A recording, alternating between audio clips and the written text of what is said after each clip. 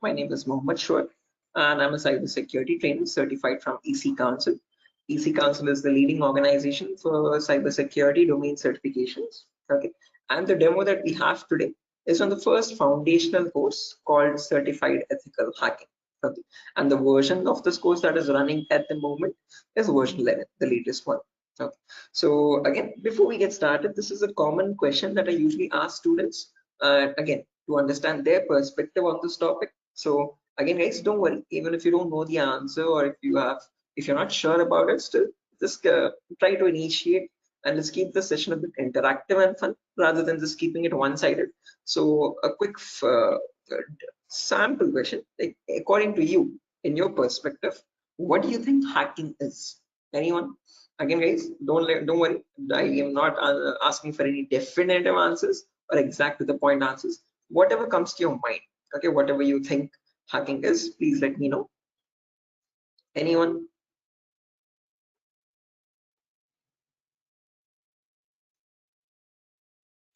Try to breaking the system. Trying to breaking the system. Is that breaking, right? I mean, did I get it right? Break into To the access system? Yes, try to access your personal things like computer, mobile. Oh, okay, trying to break into the system or access personal things. Unauthorized access to the system or data. Unauthorized access to the system or data. That's a great answer. Again, all answers are perfectly right. There's nothing wrong with them. Perfectly correct answers. Anything else, guys? Does anyone else want to add anything to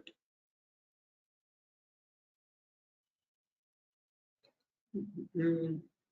Right, perfect. No worries, guys. Thank you so much for those answers. Those are exactly right. There is nothing wrong with them. Okay, but if I had to just add upon that hacking, that definition, I would add it as hacking is the procedure of trying to gain access to information systems. Okay, these information systems could be anything. They could be from as small as a mobile phone to as big as a web application server or a database or the cloud organization as well. Okay, and this is done without the permission or without the consent and knowledge of the person owning those systems. Okay, so if those systems belong to a third-party person, that person does not know that someone is trying to gain access to their information or the data. Okay, and this is usually performed by hackers for their own benefit. So once they get access to the systems, they can steal the data, destroy the data, or sell the data as well to other third-party vendors. Okay. Now, depending on this definition, we easily understand that hacking is a malicious job. It is a criminalistic task. If it is such a bad thing to do, why do we have a course called ethical hacking? Is the second question. Because ethical is something which is legal, which is allowed. And how can it stand beside the word hacking, which is completely contradictory? So to define ethical hacking, on the other hand, this is the procedure of trying to find vulnerabilities. Okay, a vulnerability is nothing but a flaw or a loophole in the information system. So usually manufacturers might make mistakes somewhere here or there in the coding of the application. Okay, so that gives rise to something known as weaknesses in the information system, or in technical terms, it is also called as vulnerabilities. Okay, and this vulnerability finding, or the process of trying to find these vulnerabilities, is done with the consent and permission of the organization. Okay, so this is done in order to report it back to the target, okay, or to the authority, so that they can apply the appropriate patch for it. And once a patch is applied, that vulnerability is closed. It closes the doorway for the hacker to cause any harm. So thereby, with ethical hacking, we're trying to increase the security of the organization rather than cause any harm.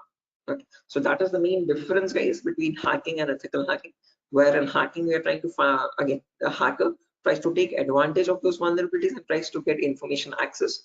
But in ethical hacking, you're trying to find those vulnerabilities, you're trying to report them back to get them patched so that you can increase the security. Okay, so I hope these two definitions are clear, guys. Again, if you have any questions, or if you have any queries, or if you want me to repeat something, please do not hesitate to let me know. Okay, feel free to interrupt me at any certain point. Okay, so now, depending on these two definitions, guys, of hacking and ethical hacking, we can categorize the types of hackers. So basically, there's three types. There's someone known as a black hat hacker, a gray hat hacker, and a white hat hacker. A black hat hacker can also be termed as a cyber criminal who performs hacking for his own benefit, okay, or sometimes even just for fun, without asking for consent. On the other end of the scale, we have the white hat hacker. Okay, White hat hackers are also known as ethical hackers or penetration testers. These are the people who abide by the laws and policies of the organization, and they work hand in hand with them to find the vulnerabilities and report it back. They do that so that they can secure the infrastructure rather than causing any harm. Now, in between, there's a third category, also known as gray hat hackers.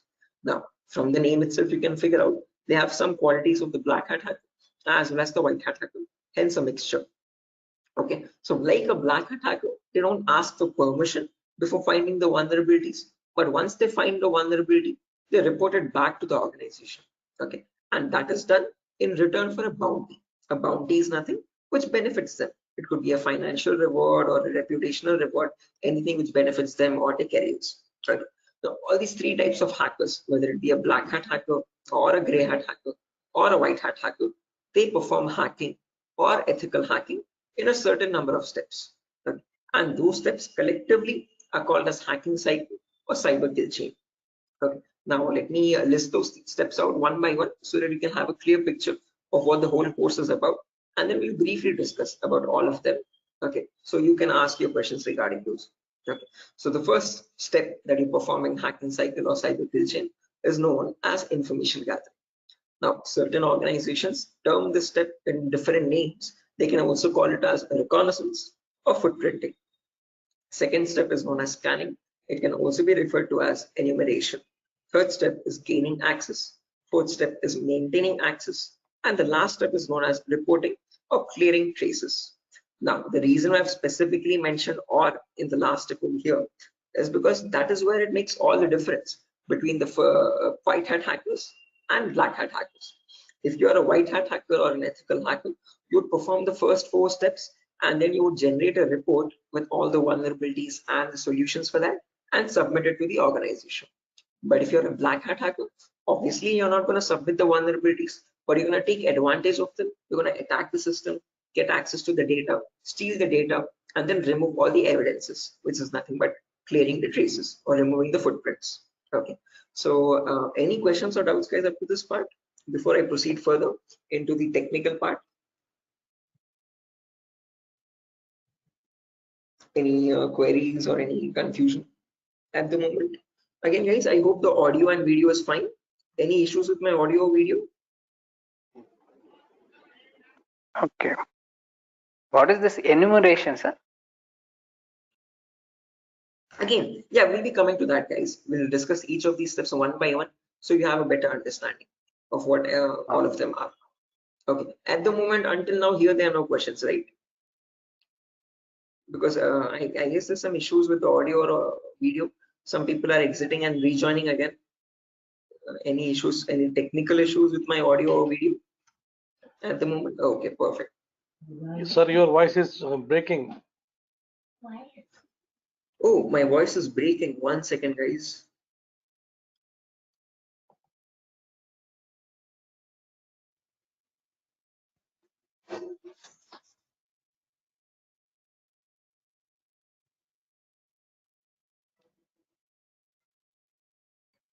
Okay, hello, 1 2 3, hello, 1 2 3. Now it is Guys, okay. it's okay, right? Right, perfect. Clear, sir. Right, let's proceed now, guys, and understand each of these steps one by one so you have a clear picture of what they are. So the first step is information gathering. Again, as the name itself suggests, this step involves the hacker or the ethical hacker to gather as much data as possible about your penetration testing target. Okay, and all this information is gained passively. What I mean by passively is that you get this information from other third-party sources rather than contacting the organization directly. Okay, so for example, if I have a target like Wipro.com, about Wipro.com, I'll start searching online for all the material for it, okay, all the data regarding Wipro.com servers. Okay, the main question is, what kind of data are we talking about over here? And this is the information that we require. So firstly, we try to figure out all the IP addresses and the range of IPs used by the Wipro's main servers or the secondary servers. Then the whois records to understand who is hosting Wipro.com and since when has it been hosting itself. Then the DNS records to understand what information is stored in their DNS servers, domain name servers. Then employee details such as their contact numbers, their email addresses, their usernames and passwords which are leaked, and their home addresses if possible, and so on. So then the domains and the subdomains of Wipro's website, and the operating system information, like what OSs are being used by the servers that are linked with Wipro.com. Now, trust me, this guys, that all this information is available online to be gathered. So if I show you a very basic example, let's say if I wanted to find the DNS records for Wipro's organization, all I have to do is go to the browser, and in the browser, I can search for a website called DNS Dumpster. This website is available for free for anyone to access. You can click on the first link, and over here you can just search for Wipro.com, and you can click on search, and now this is going to fetch and give you all the information about the Wipro's DNS servers. So first things first, it tells you where the Wipro servers are being located on the geolocation map. So it tells us that there are 4 DNS servers for Wipro. As you can see, these are their host names, exact host names, and these are the exact public IPs. These IP addresses are very important for a hacker or an ethical hacker to proceed with the further steps of scanning and enumeration. Okay. After that, we can see that there's the host record telling us what are the Wipro servers IP addresses and the subdomains IP addresses. So this is the main Wipro.com server, which is being hosted on the IP 66.7.148.227. Again, this information is very relevant for a hacker or an ethical hacker to proceed further. Further down, you can also see it also gives us the complete network topology. So this is how Wipro servers are connected to one another, and we have the whole network topology with the host names and their IP addresses. Okay, so this is basically whole Wipro's organization main server data. So again, this data is readily available, guys, for anyone to be accessed. That is not the vulnerability. Wipro themselves manually give out this data so that everyone around the world can access their servers. If this information is not given out, not many people will be able to access Wipro services and the website. Okay, the giving out of information is not wrong over here, but not checking if the information that you're giving is secure or not is the vulnerability. Okay, so we have to see that whatever Wipro is disclosing, all these servers one by one are completely secure. Okay, after information gathering is done, then we go to the next phase, which is known as scanning or enumeration. Now, one of you asked me what scanning or enumeration is. This is nothing but trying to get some extra information about the target by making active connections. What I mean by active connections is that you will directly connect to Wipro servers, and from them you will try to fetch the information. Okay. Similarly, when we talk about enumeration, that is about gathering as much information as possible about all the services that are running on the target organization.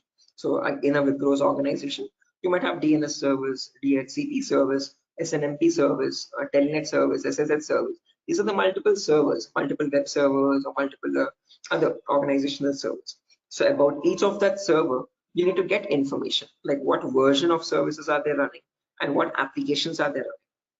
So enumeration is trying to gather information about all the servers one by one by making active connections with them. Okay, so you're directly going to ping those servers and you try to fetch the information from them directly rather than contacting any third-party organization.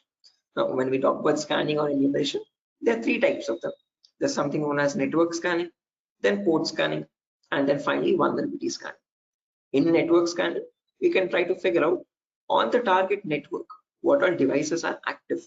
Okay, so what operating systems are they using, what servers are available, what client operating systems are there. So trying to understand what all devices are they using, IDS, IPS, routers, switches, what all devices are there.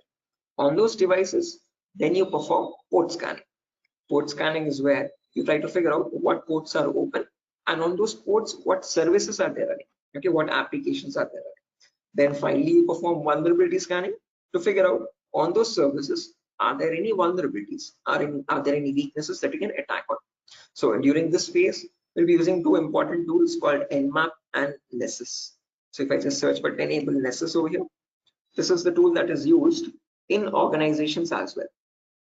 So if I click on the first link, as you can see, this Nessus Professional.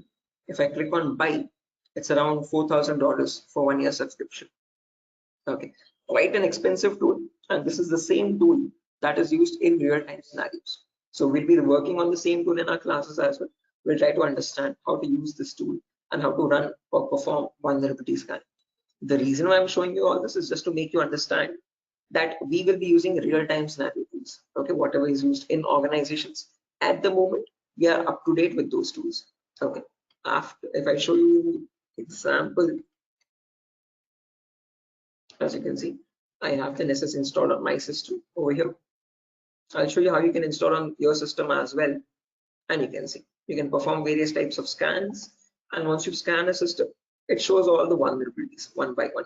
The critical vulnerabilities or medium vulnerabilities, information-based vulnerabilities. Again, don't get too confused, guys. We'll again learn how to understand this report. What are these vulnerabilities? What are these different levels of vulnerabilities? We'll understand all that. Okay, but basically, Nessus is a tool which can perform network scanning or port scanning and try to understand what vulnerabilities are there on each and every system. So this is an automated tool. We'll learn how to perform automated testing and get a report from it. Once you get a report, you need to perform manual testing also. Okay, and that is nothing but our next phase, which is gaining access. Okay, so this is a huge concept. It covers a vast variety of topics, guys. We'll discuss them one by one. Okay, so the first topic that we'll be learning in gaining access is system hacking. So in system hacking, we'll understand how we can crack or bypass a Windows operating system password. So if you have Windows 7 or Windows 8 or Windows 10 or Windows 11, does not matter. Okay, whatever operating system you have, how do we crack that operating system? How do we get the information about their passwords? If you are unable to get the passwords, how can we bypass authentication and get access to the internal files is what we learn in system hacking. After that comes malware attacks. Malwares are nothing but, in short, malicious softwares. So we'll practically learn how to create each of these malwares, whether it be viruses or worms or trojans, spyware, whatever it be. We'll understand how malwares are generated and how we can protect our system from malwares. Or if there is a malware already installed, how can we detect that malware and prevent it from running further or causing any further harm. Okay, then there's a bonus topic called malware advanced. This is again not included in the CH curriculum. We have just added it as a bonus topic for students to have better understanding about malwares. In this, we'll be sharing the resources to understand how you can create your own malwares by using Python program. So just in case if you know Python, well and good. If not, also not an issue. We'll be sharing the resources as extra material to understand. So if you are interested in malware development also, this is a very important bonus topic for you. After that comes network penetration testing. In this, we'll learn all the common network attacks. So in a network, you have multiple, again, devices, IDS, IPS, multiple different types of servers, like mail server or DNS servers, DHCP servers, SNMP servers, and so on. So we'll understand how to check for vulnerabilities on each of these servers. Along with that, we can perform a few attacks as well. Sniffing attack, man-in-the-middle attack, denial of service attack, or distributed denial of service attacks, DDoS. Okay, and hacking Wi-Fi routers, trying to crack the password of Wi-Fi routers and getting access to those routers. All this comes under network penetration testing. Okay, all the common attacks that we can perform in a local network. After that comes social engineering, where we learn how hackers create fake websites. Okay, whether it be facebook.com, instagram.com, twitter.com, or flipkart.com. How are hackers creating fake login pages, and from those fake login pages, how are they getting the passwords, credentials? So we learn what phishing attacks are, what are the other social engineering attacks through which hackers manipulate victims into getting their passwords. Okay, so we'll learn all that, and we'll also understand how to prevent these attacks, how to distinguish between a fake page and an original page, and so. After that, we have web application pen testing. In this, we learn all the common vulnerabilities that exist on websites. So again, websites also have some weaknesses, okay, on which attackers can exploit and try to get access to the internal web server data or the internal database data, and so on. So to list out a few, there's vulnerabilities such as SQL injection, cross-site scripting, broken authentication, file upload vulnerability. Now, might sound very technical, guys, but these are the weaknesses using which hackers can get access to your information, to your passwords and usernames. Okay. After that, finally comes hacking mobile phones, where we learn how we can hack an Android phone and get access to that Android phone remotely. After gaining access is done, then we have maintaining access and maintaining access, reporting and clearing traces, where we learn how we can maintain persistent connections. So if the target is restarting his system or shutting it down and starting after a very long time, how do we get access to that data? How do we still stay connected to the victim machine? Is what we learn in maintaining access. After that comes reporting or clearing traces, where I'll show you how you can generate a report and submit to your client or submit to your organization, or how do you remove the evidences. So this course is designed in such a way where we learn both the perspectives of a black hat hacker as well as a white hat hacker. Okay, and it's designed in a completely practical way, no theoretical nonsense. Every day we'll have a class for 1 hour where the first 20 minutes we'll discuss the theoretical part, understanding what that attack is or how to prevent that attack, and then the remaining 40 minutes we'll discuss the practical part of it, okay, with real-time scenario tools. To list out a few tools, we'll be using this tool such as Nessus, we'll be using Nmap, we'll be using Burpsuit, we'll be using the whole main Kali operating system, okay, which I have over here, as you can see. Okay, before that, let me show the course content as well, guys, very quickly. So yeah, this is over here, the course content for the whole course. Okay, and the course is for a duration of 35 days, where we learn from the very basics itself. So most of the students ask this as a question, like, sir, are there any prerequisites? Do we need to learn something else separately? No, this course is designed in such a way where even a 10th standard student can come and learn the course for, without any trouble. Okay, because all the prerequisites are included in the course itself. So before we dive into the advanced concepts, there's a few prerequisites which we will cover. The first few introductory classes. First things first, we learn about networking basics. We learn what IP addresses are, what are IPv4 addresses, what are IPv6 addresses, what is a DNS server, what is DHCP server, all the important protocols, what is TCP protocol, what is UDP protocol. We'll discuss all that in networking basics. Then we'll jump into virtualization. Okay, virtualization, because as you can see over here, I'm running my Windows 11 operating system. On top of this, I'm running my Kali OS. Kali is a Linux-based operating system. Okay, and we need to install this. The reason being, this comes pre-installed with all the penetration testing tools. So for information gathering, web application attacks, password attack, Wi-Fi attack, all these tools are available in Kali Linux. These are not available for you in Windows. So that is why we need to understand how to install this Kali operating system. Okay, and for that we need a tool such as VMware. VMware is a virtualization software. This allows you to install multiple operating systems on the same machine. So I have my Kali OS, I have my Windows 7 OS. All of these are running on my Windows 11 operating system, as you can see. Okay, so on my Windows 11, I can run my Kali, Windows 7, whatnot, as many operating systems as I want.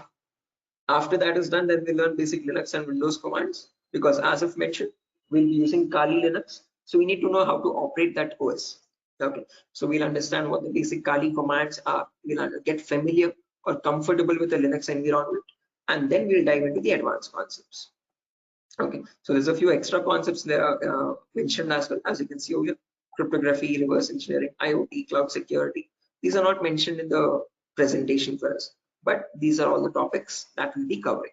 Okay, the whole course duration is around 1 month, guys, 30 to 35 days, and we'll have a class from Monday to Friday onwards for every day for 1 hour. Okay, and the timings will be same. We'll have timings at 8 p.m.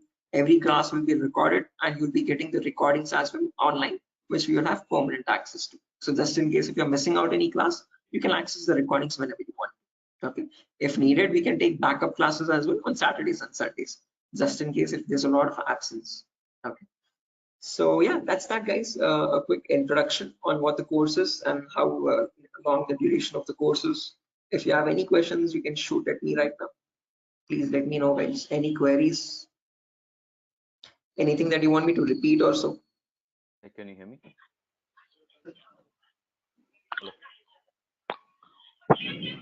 Hello. Yeah, hi. Sir, why we use that websites that you show before this PPT? Sorry, Yogesh, I didn't get your question. Can you please repeat? Sir, we as you said that we use some websites for ethical hacking. So that website that you opened before this PPT, I'm asking about that Yeah, website. the DNS dumpster website, as you can see. This is for information gathering, trying to gather information about any certain client. So before we perform hacking, it's very necessary that we know all the data about that organization or the data about that target.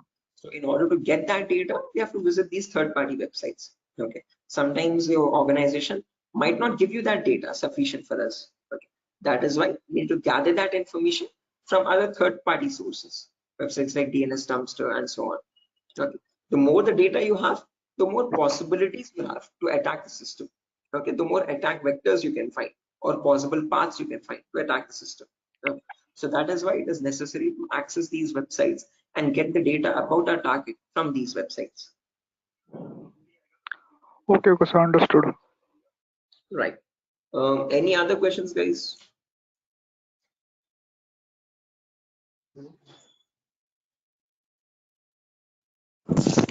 Sir, which type of penetration testing we are going to learn here? Again, CEH is a very comprehensive course, guys. We're not going to be going into any advanced level penetration testing, but we will learn all the kinds of, whether it be web application pen testing or network penetration testing or system hacking or Android pen testing. We'll be covering the basics of all of them. This is a course designed for people who are completely new to cybersecurity, and we can't leave out any endpoint. So we need to understand how to perform network security testing. We need to perform web security testing, Android security testing as well, and Windows or Linux security testing as well. So we'll be learning all of them one by one. Okay, we'll be covering each and every endpoint that is left, as you can see over here in the course content. Okay, but as I've mentioned, we won't be going in depth of all of them. We'll learn how to check for security vulnerabilities, basic vulnerabilities, and how to remediate them, how to remove those vulnerabilities. Okay, if you want to learn about any advanced after CEX is done, then you can go with advanced courses such as web application pen testing for bug bounty. This course is specifically designed only for website security testing. So in this, we'll be going with OWASP Top 10. Okay, this is an organization which gives you the list of necessary vulnerabilities that you have to test for, and this course only focuses on web applications, nothing else. Okay, so after CEX is done, then you can choose a specific domain, and depending on your interest, you can choose your specialization. Okay, whether it be website security or Android security or network security or cloud security and so on. So Okay, sir. Thank you. right. Any other questions, guys? No, sir. Right. Okay. After So course completion, certification provided. yes, if anyone is interested in writing the CEH certification as well, we provide support for that also. There's complete pass guarantee. So I usually handle the certifications myself. So if you're planning on writing a So this is certification, job guarantee. this is what? Sorry. Job guarantees. Sorry, I didn't get you guys. Can you please repeat that? Hello. After this course, his job is. He's asking Oh a yeah, placement again, assistance. job assistance. Again, guys, at Durgasoft, you're not going to be providing any confirm guarantee that we'll be placing you in an organization, but we'll be sharing your resume once you forward it to our consultancies. Okay, so in the price of 8,000 rupees, we are only including the course content with the course completion certificate. And if you're planning on writing a certification, we will give you certification support as well. Okay, so at that price of 8,000 rupees, we are not in contact with the complete job placement facility, but we do have few consultancies where we can give you your resumes too. Okay, once you're done with the resume preparation, I'll be helping you out in understanding how to create a resume as well, depending on a cybersecurity profile. I'll be also sharing the common interview questions, and I have a few references as well to whom I can forward your resumes. Okay, and again, we will be giving you the interview calls, and you can start attending interviews over there. Okay, again, it depends on your skill set and your practice on how well you do the interview. So we don't guarantee anything, but we will definitely show you where you can start applying. If it's necessary, I can just give you one source now itself.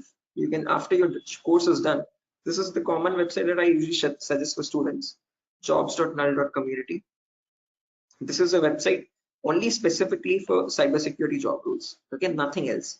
As you can see, null jobs. This is the website. Okay, and these are all the different domains, and you can start searching over here.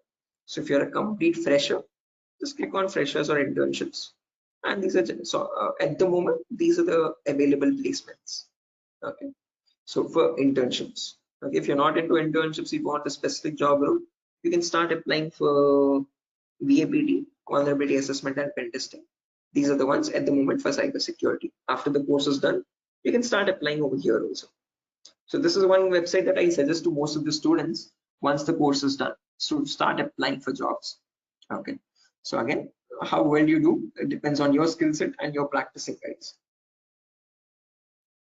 Okay, and this website is specifically only for cybersecurity jobs, nothing else. Okay. Any other questions, guys? No, sir. Thank you. Right.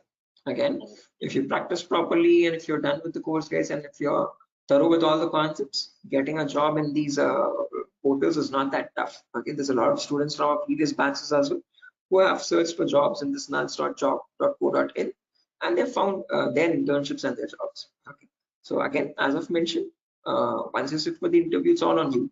Okay, so it depends on your preparation of how well or bad you do. So we can't guarantee anything, okay, because that's on your skill set, but we can at least show you where you can start applying for jobs. Okay, so yeah, that's that, guys. Nothing further for our session today. And yeah, if you have any queries, again, over here is my number. Just in case if you have any queries, technical queries, you can let me know. This is the number over here, 768-006-9. Hello. 768. Hello. Yeah, I can hear you. Prabin, I can hear you. Yeah. So I just wanted to know. Actually, I'm a working professional. I'm Right. working on the front end side, but wanted to move into this domain. So, what suggestions could you, give me on that side? Again, same, I would recommend if you're completely new to this domain, go with Certified Ethical Hacking, CH version 11. This is a foundational Okay. course for people completely new so you'll be learning everything from scratch. After that is done, if possible, if time and financial permits you, you can write the certification as well from EC Council. So there'll be a CH examination for 125 questions. Okay, and if you give 75% of them right, you get certified from EC Council. You get a certificate from the US organization. Okay, so that adds edge to your resume. If not, if you are not, again, certification is quite costly. It's around $500. So if you're not planning on writing the certification, I would recommend doing some extra advanced courses as well after CH is done, and then add that at least to the resume to build some edge again. Okay. Okay. And is there any coding involved here, or is it into completely into, the No, security part?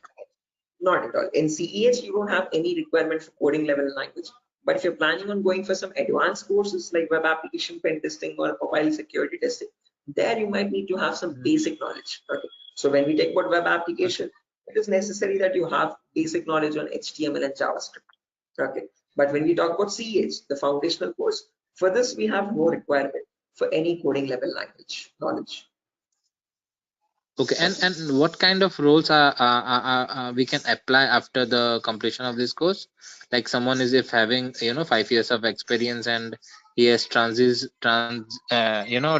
into this particular cybersecurity, what kind of roles would be available? Again, as you can see over here, these are the roles that you can start applying for. VAPT assurance lead, VAPT senior security analyst, cybersecurity consultant. These are all the job roles. Penetration tester, security analyst, or monitoring job roles, and so on. Vulnerability Okay. assessment tester. These are the job roles you can start applying for. Okay, cool. Thanks. Right. Any other questions, guys?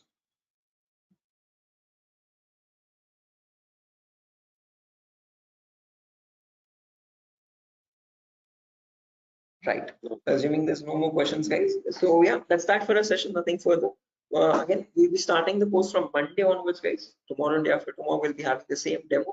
So just in case if you have joined late also, you can join tomorrow as well at the same time. And if not, you can directly join the course on Monday. Okay. If you have any further technical queries, guys, here's my contact number as I've mentioned already. Although if you have any queries regarding the course date or again course fees regarding that, you can contact the institute. Okay. So yeah, that's that, guys.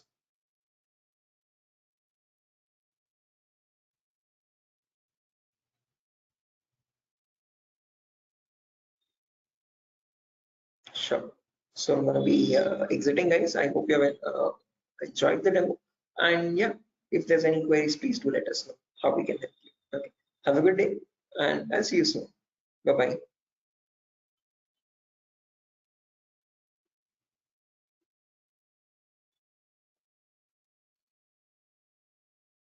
Thank you, guys. Thank you.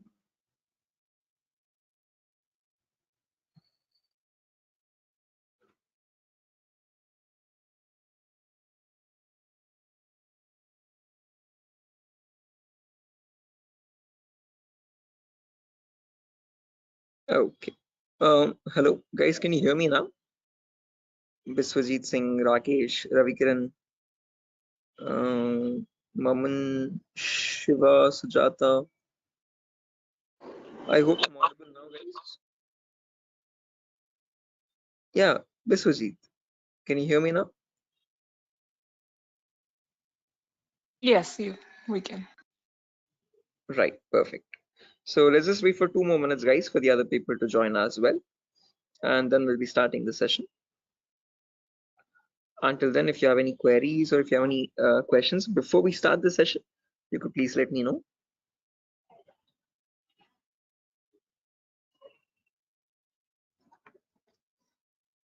So,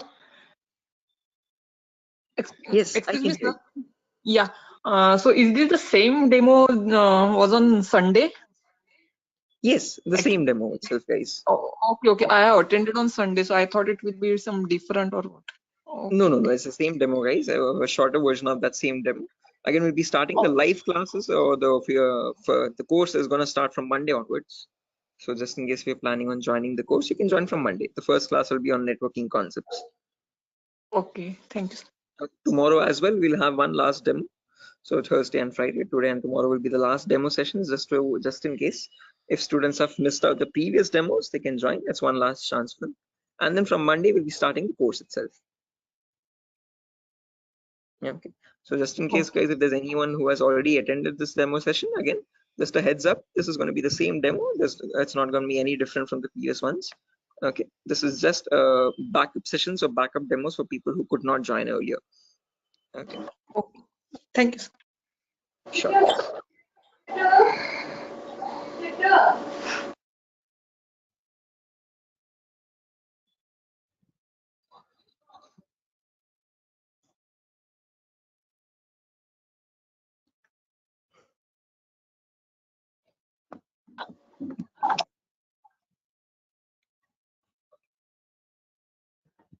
Sir, it means I can directly join on Monday because yesterday I was also present.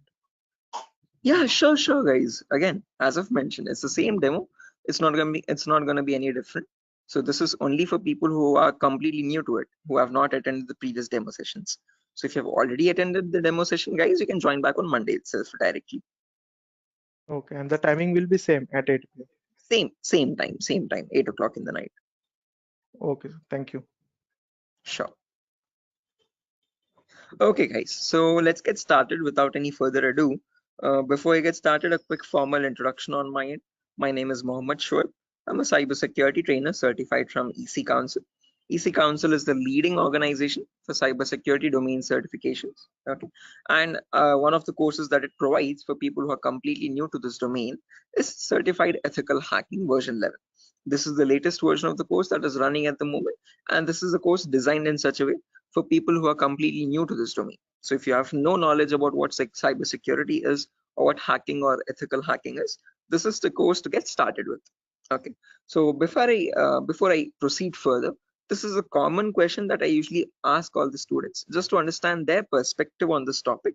So again, guys, let's keep the session a bit interactive and fun. So my first question to you is to understand what your perspective is on hacking. So again, not asking for exact definitive answers, guys, but just to understand your view on it. Okay, so whatever comes to your mind, please do let me know. In your terms, what do you think hacking is? Anyone? There's Biswajit, there's Maman, Rakesh, who else? Shafiuddin, Shiva. Hello, Yeah, Biswajit, I can hear you. sir. Actually, according to me, hacking means to hack the information of organization or any systems. Right, yeah, hacking information or getting access to the information of organization systems. That's a good answer, Biswajit. Anyone else, guys, who wants to add anything to that? That's a perfectly right answer. There's nothing wrong in it at all. Perfectly all right. Any other additions to that, guys? Anyone who wants to append anything to that answer?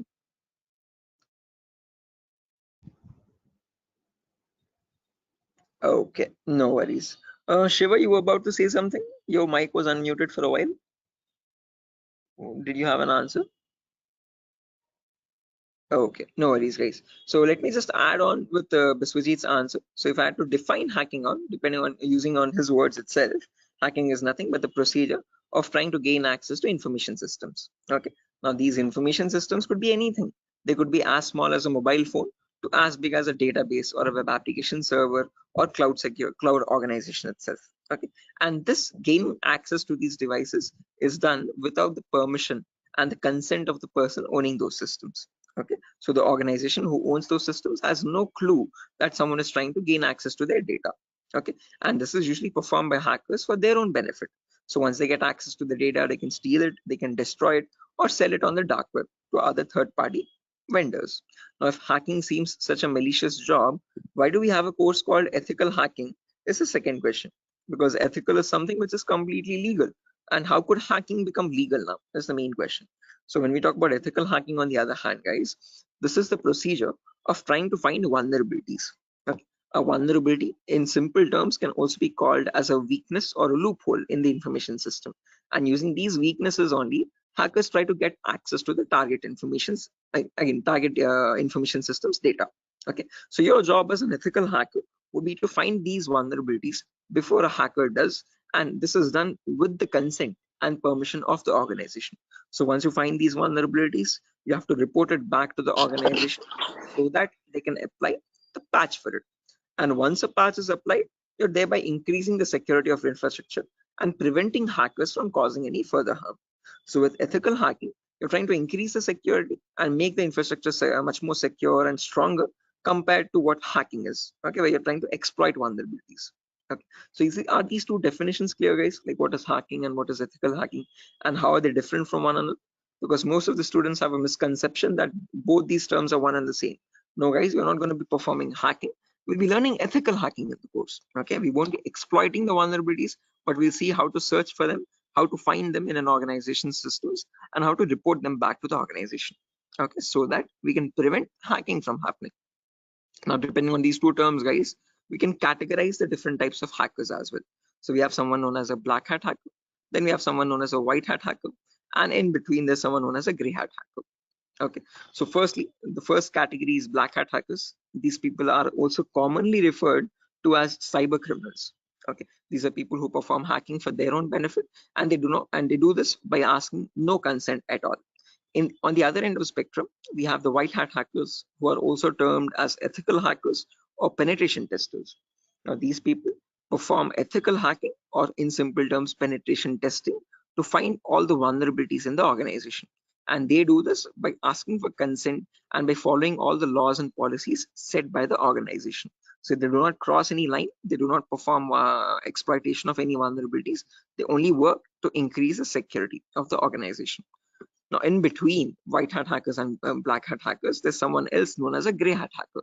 Now, as the name itself suggests, these people have both the qualities of black hat as well as a white hat hacker. Like a black hat hacker, they don't ask for permission before finding the vulnerabilities. But once they do, once they find the vulnerability, like a white hat hacker, they report it back to the organization. Okay, they don't take advantage of it, they don't exploit it and try to attack the system, but they report it back so that they can help the organization. But it's a give and take relationship, so it's a there's kind of a bargain over here. Okay, the catch is that these gray hat hackers ask for a bounty in return. Okay, a bounty is anything which benefits them, so they could ask for some prize reward, or they could ask for some reputational reward, anything which benefits their career and profile. Okay, and that is why in simple terms they are also known as bug bounty hunters. They find bugs in return for a bounty. Okay, so they are hunting for bugs.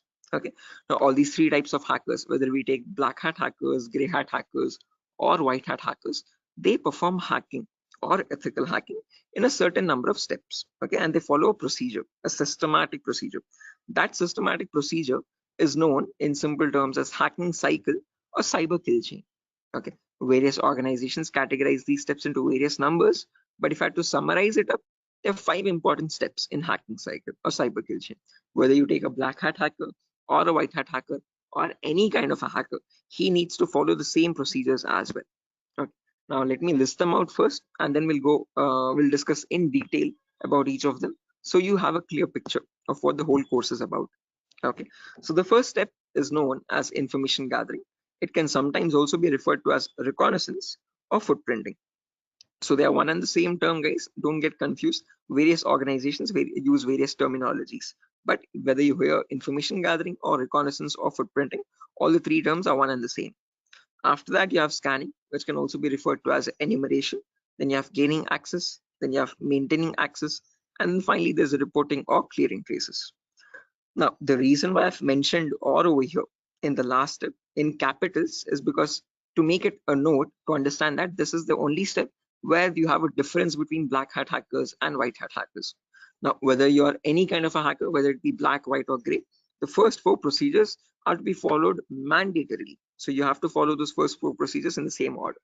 After that, in the end, what changes is the last thing that you do. Okay, if you're a white hat hacker, you would definitely report all the vulnerabilities that you have found with the remediations, with the solutions to remove those vulnerabilities. If you're a black hat hacker, definitely you're not going to be giving any solutions, and obviously you won't be reporting it, but you will try to remove all the evidences. So whatever harm you have caused, whatever data you have stolen, you might leave some footprints here and there. Okay, so that is why it's very necessary that you remove or clear those footprints so that you cannot be traced out and you stay anonymous. So that is known as clearing traces in simple terms. And in our course, we'll be learning both the perspectives, how we can generate a report and submit to the organization, or how hackers clear the traces and remove all the evidences. Okay, now let's briefly discuss about each of these one by one, guys, so you have a better idea on the whole course. But before that, any questions, guys, for anyone? Again, please feel free to interrupt me at any certain point. Do not hesitate to ask a question. Please let Hello, me know. Yeah, Biswajit, I can hear you. sir, is this class is getting recorded? Yeah, this will be recorded, definitely. Every single class that we take will be recorded and it will be uploaded to the Google Drive. So even once we start our course as well, the whole duration of the course, every single day we'll take a 1-hour class, and each class will be recorded and uploaded to the Google Drive. So that just sir. in case if you're missing out, if you're absent for a session, you can access the recordings whenever you want to. Okay. Okay, sir. Actually, from the starting, you told about hacking and ethical hacking. So, could you please briefly tell me? Hacking means like you're hacking the particular credence, some credential information, like something personal information you are hacking. But ethical hacking was that I did not get it properly. Good question. Again, Biswajit, when we talk about hacking, this is something that cyber criminals perform. Okay, hacking is where you're trying to get access to information devices. Okay, and using those information, what you do with that information defines what kind of hacking you do. Okay, so in ethical hacking, we are trying to understand how hackers are hacking that information. So what are the procedures are they following, and how are they actually finding that vulnerability, and how are they checking for those vulnerabilities on the systems? Okay, so we as ethical hackers try to find those same vulnerabilities that hackers use, and we try to rectify those vulnerabilities. We try to apply the patches for them. Okay, so just like how hackers do it, we are going to do it in an ethical manner. Yeah. Okay, that means, sir, if a hacker is trying to hack some particular information, and the ethical hackers are there to prevent that through their coding or whatever the algorithms. I think. Exactly. Again, in simpler terms, it's not about algorithms and stuff, but it's about the source code actually. Okay, so whatever it is known as a vulnerability. A vulnerability is a weakness or a misconfiguration of the system. So ethical hackers do the job of finding those vulnerabilities before a hacker can cause any harm. Okay, and once the vulnerability is found, they disclose it to the organization, and organization will remove that vulnerability so that your systems are secure. Okay. Sir, then although you told about the black hat hackers, red hat, and gray. So what are the what are the job responsible of the three hackers? Again, yeah, I'll be coming to that as well, Biswajit. So when we talk about ethical hackers, we have a certain few job roles that we can apply for. I'll be discussing that at the end of the class. Okay. Until this part, any questions or doubts? Okay, hacking cycle, and you information gathering, scanning, information. You will tell detail about this chapter, I think. Right now, yeah, that's the main thing to do right now. I'll be doing that now. Okay, sir, you continue. Sure. Right. Anyone else, guys, who has any other confusion or any issues with the clarity? Mamun, Shafiuddin, Shiva. Right. Okay. Now let's briefly discuss about each of these terms, guys, one by one, so that you have a better picture of what we are going to be discussing in the course as well. Okay. So the first step is information gathering. Okay. As the name itself says, information gathering is nothing but trying to gather as much data as possible about the target organization. So if we take our client, for example, Wipro.com, for the time being, we need to gather information about Wipro servers. Okay. Now the main question is, what kind of information are we talking about over here? And this is the information as follows. Okay, so we try to gather information such as the IP addresses or the range of IPs used by the Wipro servers, then the who is records to understand who is hosting Wipro's website, and since when it has been hosted, when was it last updated, when will it expire, then the DNS records to understand what data is stored in the DNS servers, then employee details such as the contact numbers, email addresses, usernames and publicly leaked passwords, and domain names of the Wipro.com, subdomains of Wipro.com, and operating systems. So what OSs are they using in their organization? So if I give you a very basic example, I can just go to my browser, and in the browser I can search for a website called DNS Dumpster. This is a common website that I usually show in the demo sessions. So if I search for DNS Dumpster, I get the first link. Now this is an example of information gathering. So you're trying to gather information about Wipro.com from other third-party sources. So right now in this step, we are gaining an information passively. What I mean by passively is that we are not contacting Wipro.com directly, but we're trying to gather information about Wipro.com from other third-party sources, such as DNS Dumpster. Now when I click on search, I can notice this gives me all the information about Wipro's DNS servers. Okay, so at the moment Wipro has 4 DNS servers with these host names and these exact public IPs. So these IP addresses are very important for a hacker or for an ethical hacker to proceed further in the further steps of hacking. Okay, after this information is given out, we can see the mail servers, we can see the DNS servers, we can see all the host records, which are nothing but the main servers of Wipro.com, the main domain name and the other subdomains, and their exact public IPs. Scroll down much further and you can see the whole complete network topology. So this is how Wipro's servers are connected to one another. Okay, so these are all the servers of Wipro. Okay, the main domain and all the subdomains, and the mail servers also, mail or DNS servers. Okay, so this gives us complete information of all the endpoints that you have to test for complete security of Wipro. Okay, now this information is given out by Wipro itself. It needs to be given out. It is mandated so that people can access their services. Okay, what that is not the vulnerability, guys. Giving out the information is not the vulnerability, but not checking if each of these endpoints are secure or not is the vulnerability. So a pen tester or an ethical hacker needs to check for each and every endpoint and see to that that on each of these servers there are no unnecessary ports running or unnecessary services running which are having vulnerabilities. Okay, so now next comes the scanning phase. So after you gather information like this about a target organization, then we go with the scanning phase. Okay. Scanning is where we get some extra information by directly contacting the servers. Okay, so to gather more information by making active connections with the direct target. So in this phase, we'll be using 3 types of scanning. There's network scanning, port scanning, and vulnerability scanning. In network scanning, we try to figure out on the target network, on the target organization, what all devices are being used. So if we take Wipro, for example, in Wipro's company or in Wipro's office, what all devices are being used? What servers are they using? What firewalls are they using? What IDS, intrusion detection systems or intrusion prevention systems are they using? And what all services are they using? DNS, DHCP, and so on and so. Okay, once we know that, then we perform port scanning to figure out all the services as well and their version details. So if they're using DNS service, what version of DNS are they using? If they're using mail services, what mail services are they using and what versions are they? Okay. Finally, perform vulnerability scanning to find the weaknesses on those servers.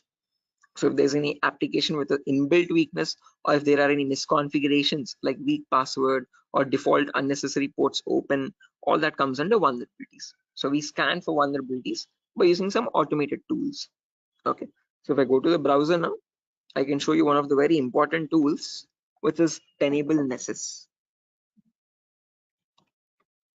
So this is the same tool that is used in organizations, guys.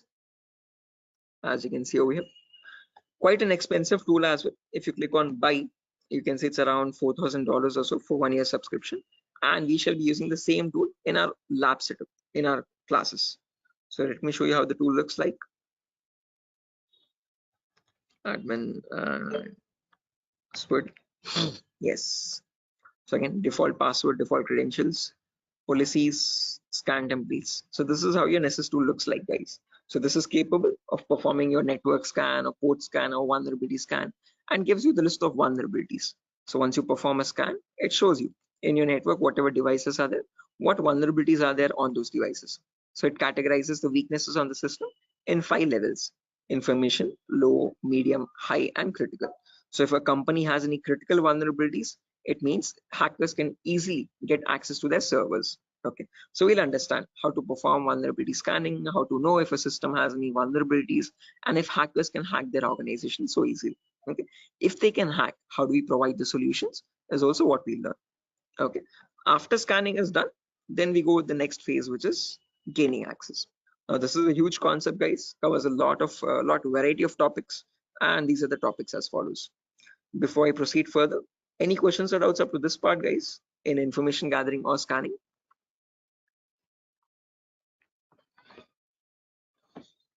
Biswajit, Mamun, Shafiuddin, Shiva.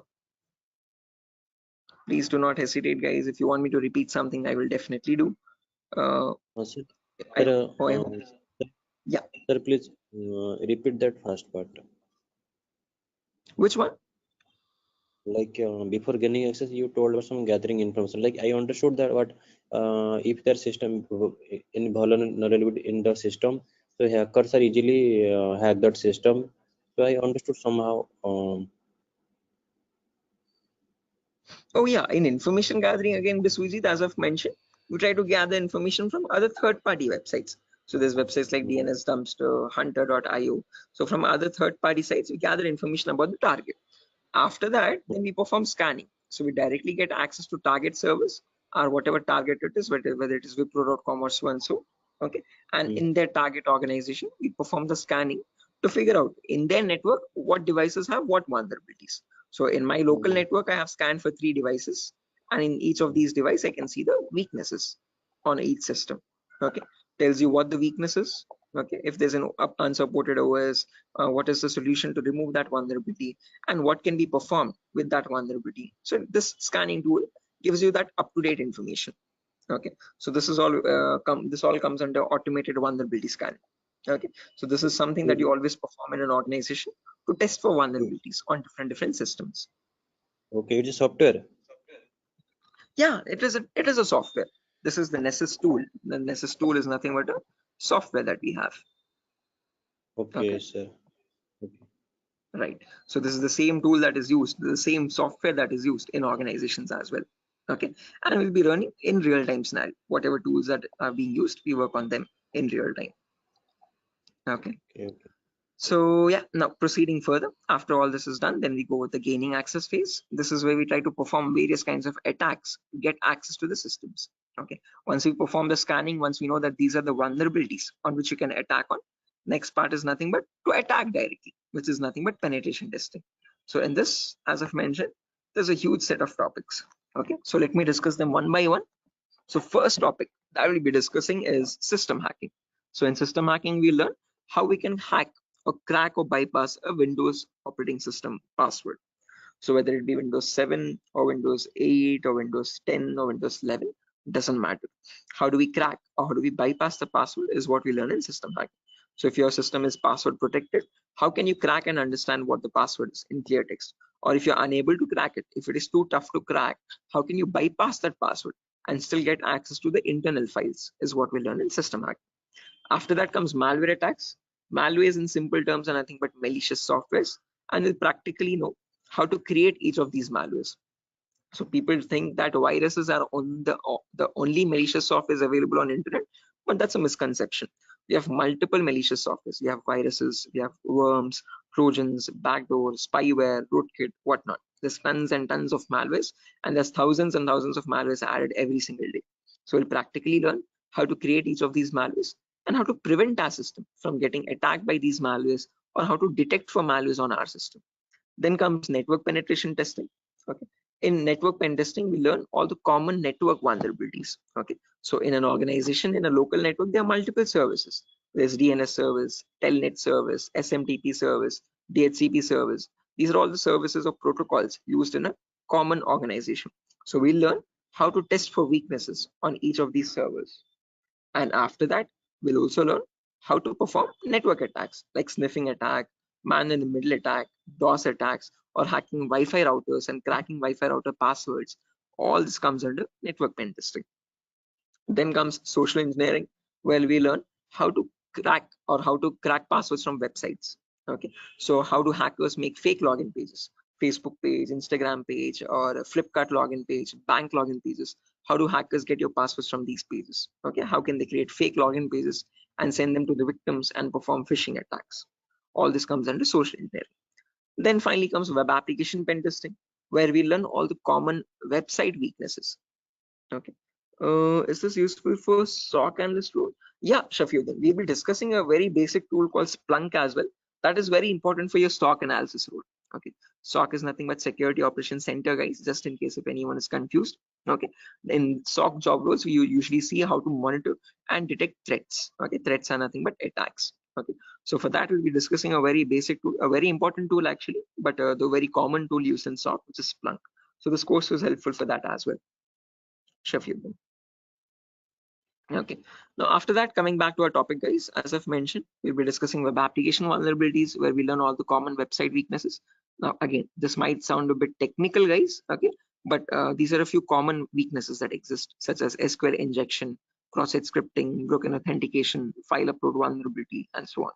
So these are the weaknesses that hackers use to get access to the web server, okay, or the databases in the backend.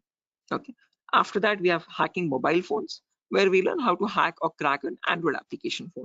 Okay, so how do we use Trojan attacks and get access to the Android phone remotely? Okay, after this is done, then we have two small topics, which are maintaining access and reporting or clearing traces. So this is the most important concept, guys, gaining access. After that, we need to know how to maintain persistent connections. So how do hackers maintain a connection even if the system restarts? Okay, is what is known as maintaining persistent connections. After that, we have reporting or clearing traces, where we'll see how to generate a report and submit to the organization. Or if you're a black hat hacker, how do they remove all the evidences? How do they clear the traces? Okay. Now, since not everyone is from a technical background or might not be from a technical background, we will discuss a few prerequisites as well.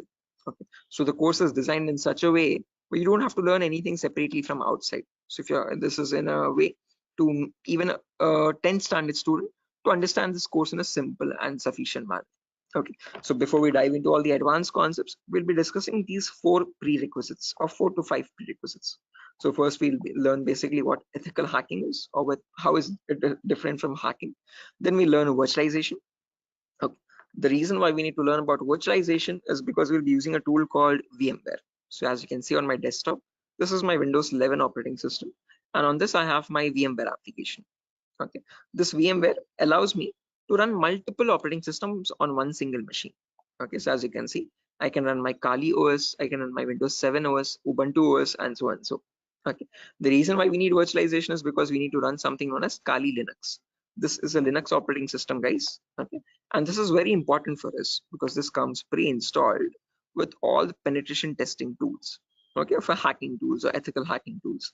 As you can see over here, there's information gathering tools, there's web application testing tools, there's password attacking tools, Wi-Fi attacking tools, and so on. So these are the tools that specifically come only with Linux OS. Okay, they're not available in your Windows operating system. So that is why we need to know how to install this operating system and how to use this out. Okay, again, one good thing is this is completely free and open source. Anyone can download this operating system from the official website kali.org. Kali.org. Okay, so how to download this and how to install this is what we learn in the virtualization class. After that is done, then we will go with basic Linux and Windows commands. So as I've mentioned, Kali is a Linux OS. So we need to understand how to use a Linux operating system. What are the basic commands in Linux and how is it different from Windows operating system? After that, we learn basic Windows server configuration, how to configure a DNS server, how to configure a web server in Linux, in Windows OS. Okay, and after all that is done, then we go with the important concepts. Okay, information gathering, scanning, enumeration, then gaining access, maintaining access, all that comes after that. Okay, so until these concepts are done, then you'll be ready for all the advanced concepts. So this is designed in such a way where you don't have to learn anything separately from anywhere else. Okay, so after that, again, there's a few bonus concepts as well, guys, such as cryptography, reverse engineering, IoT, cloud security, Splunk. So these are not included in other institutes. Okay, these are a few concepts that we have specifically designed in such a way so that you can proceed further and learn advanced courses as well if you're interested. Okay, so yeah, that's that, guys. Again, one last thing, the whole course is for a duration of 1 month, where you'll have classes from Monday to Friday every day for 1 hour. Okay, and every class will be recorded and it will be uploaded to Google Drive. So just in case if you're missing out any classes, you can access the recordings as well. Okay, so yeah, that's that, guys. Any questions on your end? Yeah, Biswajit, you were asking me one question, asking about the job roles, I guess. So once you're done with the course, you can start applying for job roles like SOC analyst, vulnerability assessment tester, or penetration tester, or again, security engineer, and so on. So, okay. So these are the job roles you can apply for once you're done with the course. Actually, I have taken this course and I was just learning this course just to get a job in that ethical hacking, like information security and in any IT company. So actually, sir, as I came to know that, sir, is there any like coding algorithm required to just like to do such kind of activity in Good ethical question. hacking? Great question. This is a very common question that is frequently asked by students, that do we need any coding knowledge required for this course?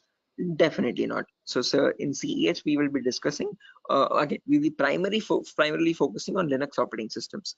So we need to know how to use a Linux OS properly. Okay, so that is the only requirement which we will be learning throughout the course. Okay. Other than that, you do not require any coding level language knowledge at all. Okay, so coding or development knowledge is not at all necessary. Wherever it is, we will be discussing that basic necessity of it. Okay, so there are certain topics where we have a topic called malwares.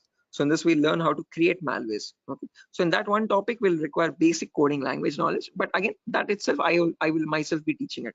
Okay, so you don't need to learn anything separately from anywhere else. And other than that, this one topic malware, we won't be using coding language at all anywhere. Mhm. So Ajay, so actually I am doing job in Linux support, like technical support. That's great. This is going to be a lot easier for you then. Mm. So actually that's why I want to change my career, change my like next job into information security on the doing ethical hacking courses. Yes, I one more thing that, sir, is it necessary to get the certification on ethical hacking, like you have done something Right. Again, it gives an edge, Biswajit. It's better to have a certification. If you're not going with certification, I would recommend you learn a few extra courses as well. Okay. After certified ethical hacking is done, then go with one advanced course, one specialization course like network security or web application security or so and so. So that will add you some much more value to your certification. Okay. So into your resume actually. Okay. So it's better to have certification, but if you're not having certification, just to increase or broaden your skill set, learn an extra course after CH in cybersecurity itself. Okay, there's many streams. Okay, we provide web application security as well, testing. So you can join this course as well, just in case if you're not doing a certification. Okay. Okay. So after that, web application security is another course. Yes. Okay. Okay, sir. In this syllabus, sir, what we will learn totally, overally, what we learn, how much we can work in a company. Again, as I've mentioned, CH is the foundational course, so you'll be learning about all the endpoints. So you won't be focusing on one of them, but all the comprehensively all endpoints. So we'll learn network security also, we'll learn wireless security also, we'll learn Windows and Linux hacking also, we'll learn Android security also, and we'll learn web application security also. But in CH, one thing is you are going to be like a jack of all trades, master of none. So you're not going in deep, you're not specializing in any one of the fields, you're learning about all the fields. After that, you can choose one specialization and you can focus on that. You can either go towards web security or cloud security or network security. Depends on your interest. Okay. Understood, sir. Then Right. that will the final and long-term career. Long term, yes. Okay. To get started first, usually in cybersecurity, you usually get monitoring job roles for a few months. Okay. After that, Okay. then you can go into deeper course. Mamun, are you going to teach all security courses? Yeah, I'm the same tutor, Mamun. So after CH is done, if you're planning on going with cloud security or web application security, we provide those as well. At the moment, mobile and network is not included, but just in case, since there's a huge boom, there's a huge requirement for web application. So that also I provide. Okay. Okay, sir. You can go with 1 year experience, Shafiq, not more than that with CEH. But if you like add a few more courses after that, like after CH, if you do web application and also, you can add a couple years experience, like 2 or 3 years of experience as well. Okay, because you need to know more tools with such years, that huge years of experience. They will ask you what tools you have worked on. Okay, so it's better you have a few knowledge on those tools. So with more the courses, you get more experience with different tools. Okay, sir. So will you please help with practically all the things? Again, the whole course. Oh, is it back-to-back training? Yeah, Mamun. Again, after the CH is done, I usually take separate classes for web application students as well who are interested to join that. Okay, so that will be a back-to-back session directly. Again, yeah, coming back to you, Biswajit, you were asking me something. What was the question again? I forgot. No, actually, I was asking, sir, what, sir? Forget. Anyway, I forgot as well. But let me try to recollect. Does anyone else remember, right, guys, what Biswajit was asking? Practical, yeah, good question. So again, the whole course is designed in such a way where it is 20-40 ratio, guys. So out of all the 60 minutes that we have every single day, the first 15 to 20 minutes will discuss the theoretical part. The remaining 40 minutes will discuss the practical part itself with real-time scenario examples. I'm not going to be boring you with theoretical knowledge. Only in the demo class and only in the first few introductory classes we'll discuss theoretical concepts. Once we start from the information gathering, everything is going to be completely practical based. Okay, with tools that are used in real-time scenario. Are you teaching cloud security? Yes, I teach cloud security as well, Biswajit. Okay, but again, as I've mentioned, that is usually taken up after CH is done. Okay, so we'll discuss on AWS security and again, mostly on AWS itself. Actually, I wanna make my career into that like cloud security part. That's why I was thinking how much practical you will teach here and how much we can be skilled enough in this course, so that we can be confident enough while attending the interview. So, will you please discuss on about the some like mock interview questions and resume building? Definitely, I will help you. I will send you sample resumes as well to understand how to create a resume for a cyber security profile. Okay, and along with that, I'll also share the commonly asked in interview questions. So I have a PDF document prepared for that specifically, which I share with all the students after the course is done for all the cyber security related interview questions. Okay, so I'll be sharing all that as well. Okay, sir. No, because I have planned after completion of this course, I have planned to move on cloud security by practicing those questions and all the practical things. Definitely. Again, if necessary, I'll be sharing the resources as well, Biswajit, separately for you regarding your cloud security content. Okay. So if you're planning on doing a course after CS is done, then you can contact me for that. We can do that course separately. Okay, sir. Okay, it's not included with Durga Soft at the moment, but again, yeah. Okay, sir. Sure. Any other questions, guys, at the moment?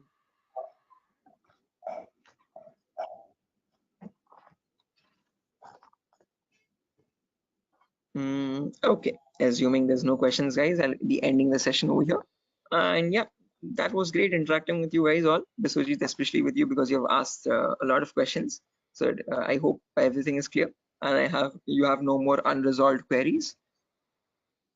Okay, and now yeah, I understood. I will follow that like recording also. If I got any doubts and demo sessions, I will ask you in the next class. Definitely, sure, definitely. Again, guys, if necessary, here's my contact number as well, 7680069 If you have any technical queries, you can contact me over here. If you have any queries regarding what other technology we should know. Again, Mamun, as I've mentioned, it's better to have Linux knowledge, Linux commands knowledge, and how to use a Linux operating system, and basic networking knowledge. What are IP addresses, what are IPv4, what are IPv6 addresses. If you do not know these also, as I've mentioned, all these are included in the course itself. So these are the prerequisites which are required. But again, I have included them in the course just in case if you're not familiar with them. Okay. So there's no prerequisite for joining the course. All you need is a good laptop to run the practicals. Okay. Minimum requirement would be at least an i3 processor, oldest to oldest i3 processor, and minimum to minimum 6 GB or 4 GB RAM. If you have 8 GB, that is recommendable. Okay. Recommended. But if you have minimum 4, it might hang a bit, but it will work. Okay. So one important requirement is you need a laptop or a device for practicing, because we have a lot of practicals in the course. Okay. So other than that, nothing else is required. Okay. Just interested mindset and a device to practice on. Those are the only 2 requirements for this course. Nothing more. Okay. All right. So yeah, that's it, guys. Nothing further for the session today. If you're interested to join the course, you can join this from Monday. We'll be having the first class on Monday for networking concepts. Okay. And after that, yeah, tomorrow as well, there's another demo session. So just in case if anyone is planning to join a demo again, you can join it tomorrow at the same time. If not, we'll be starting the course from Monday itself directly. Okay, thank you, sir. Okay, guys. Good day. Thank you for joining the session. It was great interacting with you. And I'll see you soon, guys. Bye-bye. Have a good day. Thank you, sir. Good night. Thank you, guys. Good night.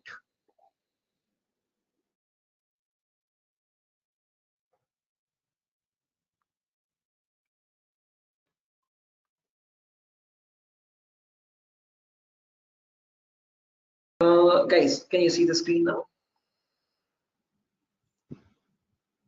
Yeah, I can see you now. Yes, sir. The Yes, it's Sujata, Somat. Yes, sir, it's visible. Right, perfect. Thanks. Okay, how many people are there? Vikiran, Rakesh, Biswajit, Prashant, Shiva, Somat. Okay, perfect.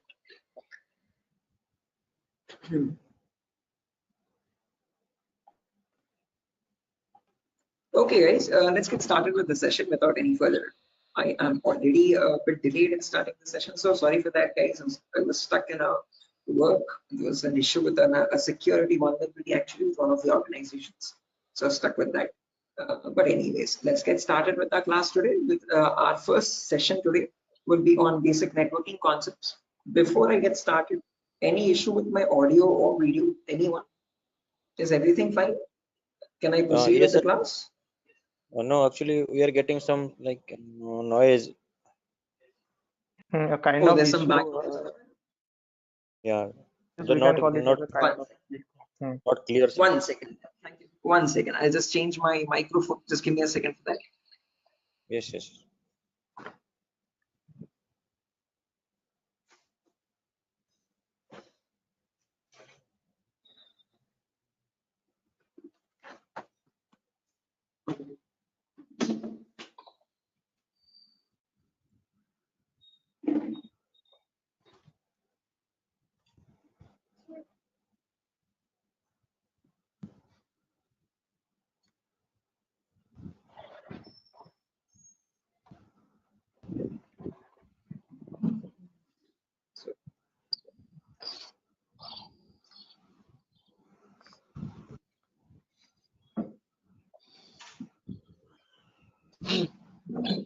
Okay. How does it sound now, guys? It is audible now. Yes, now it is clear. Sort of background disturbance, no kind of issues. Yes, yes. Perfect, perfect, perfect. Okay, guys, so let's get started without any further ado. So as I've mentioned, in today's class, we'll be going with basic networking concepts. We'll discuss what IPv4 addresses are. Okay, so before diving into IPv4 addresses, let's try to understand what a network is and what a host is. Now, these are very two simple words that you keep coming across every single day. Okay, a host is nothing but an information device. Okay, any information device which is capable of communicating with other devices is known as a host. Okay, it could be a mobile phone, it could be a router, it could be a laptop, a personal computer, or any other device, an information device, okay, which is capable of communicating with other devices. Now, when you have such devices connected to each other, okay, which can communicate with one another, that forms a network. Okay, so a network is a collection of hosts which can communicate with each other and transmit data. Now, just like how we humans communicate with one another, we have our respective names. Okay, I can address you by your name. You can call me by mine, okay, and we can communicate with one another. We have our unique identities, okay. Similarly, these information devices as well have their unique identities, okay. So when they communicate from one device, when it wants to send packet to another device, it has a unique address for each device, okay, and on that address they communicate with one another, and that address is known as the IP address, guys. IP stands for Internet Protocol. This was built by the US military late in the 1950s or 1960s, okay, and there was IP version 1, IP version 2, IP version 3. All these were unsuccessful attempts. They were you could say experimental. What successfully worked out was the IP version 4, and we are still using that in today's world also. IP version 4 in simple terms is Internet Protocol version 4, okay, and that is what we'll be discussing about in today's class, okay. Anyone here who already knows about IPv4 addresses and who's familiar with these networking concepts? No, sir. Anyone? I'm not familiar, but I know the some, like whenever I was doing programming, networking programming in college days. So since the networking, I know how to join the socket networking programming. I know some networking IP address, and also I've studied through MCA curriculum. So Right. Okay, perfect. No worries, guys. Just in case, even if you don't have any idea, we'll be going from the very basics, okay, from the binary itself, okay, to understand what these IP addresses are. Just as a information question, I just wanted to know if anyone was familiar. If not, also don't worry at all. Okay. So I hope you know why we need IP addresses, guys. IP addresses are nothing but acting as an identity for each device. Just like how we have our names, you can address me by mine, I can call you by yours. Similarly, devices communicate with one another depending on IP address. Okay. Now, how does this IP address look like? Okay. Our names have alphabets in them: SHO, AIB, SIVA, Shiva, and so and so. But IP addresses are completely numeric based. Okay. Specifically IPv4. Okay. IPv4 are completely numerical or decimal addresses. Okay. It's a 32-bit address, first property. Now, what is a bit? A bit is nothing but the smallest data format. Okay. It comprises of either 0 or 1. Okay, and your IPv4 address is a 32-bit address. What I mean by 32 is that it contains 32 zeros and ones like these consecutively. Okay, and these 32 zeros and ones are divided into 4 equal parts. Each part is known as a octet. Okay, octa in the sense 8 bits. Okay, so you have 4 parts, it's 8 bits each. Okay, and each of this is known as a octet. In simple terms, it can also be called as a byte. Okay, and each octet or each byte is separated by a dot symbol. This is how computers know IP addresses to be like. Okay, this language is known as the binary language of zeros and ones, and your computers or information devices all communicate on binary language only. But for us humans, it's quite tough to understand binary. Okay, so we can calculate it now. If you're quite familiar, if you have some experience, you can calculate binary in your mind itself. But looking at it and understanding it's quite tough. Okay, so in today's class, we'll understand how we can convert any binary number to a human readable format, to a decimal number. Okay, decimal numbers are from 0 to 9. Okay, these are human readable, what we use regularly from day-to-day life. Okay, what computers communicate on is binary data. Okay, so today we'll understand how to convert binary data to decimal data and how we can range the IP addresses. Okay, before that, a quick introduction on data formats. As I've mentioned, 1 bit is nothing but a value of 0 or 1. When you combine 8 such bits, that becomes a byte. Okay, in simple terms, it can also be called as an octet. When you combine 1024 bytes, that becomes a kilobyte. Your textpad files, your contact applications, and all these are in kilobytes of data. Okay, when you combine 1024 kilobytes, that becomes a megabyte. Okay, your PDF documents or your music files are in megabytes of data. 1024 megabytes becomes a gigabyte.